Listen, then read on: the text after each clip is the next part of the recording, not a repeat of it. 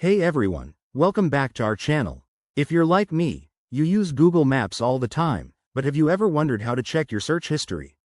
In 2025, with all the new privacy updates, it's easier than ever to view and manage your Google Maps searches. This can help you revisit old locations, track your travel patterns, or even clean up for better privacy. Let's dive right in. First, make sure you're signed into your Google account. This is crucial because your search history is linked directly to it. If you're not logged in, head to maps.google.com on your computer or open the Google Maps app on your phone and sign in. Step 1. Once you're in, look for your profile icon in the top right corner. It's usually a circle with your initials or photo. Tap or click on it to open a menu.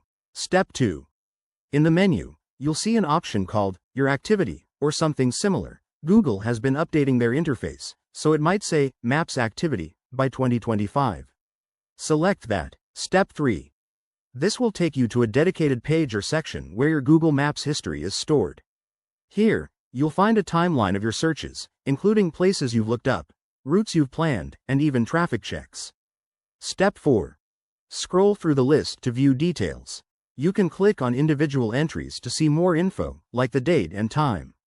Plus, with 2025's AI enhancements, you might get smart suggestions, like similar places you might like based on your history. Step 5. If you want to manage your history, look for options to delete specific items or set auto-deletion rules. Google's privacy tools are top-notch now, letting you control how long data is kept. And there you have it. Viewing your Google Maps search history is straightforward and empowers you to stay organized. Remember, keeping an eye on your digital footprint is key in today's world. If this tutorial helped, hit that like button and subscribe for more tech tips. Thanks for watching, and see you in the next video.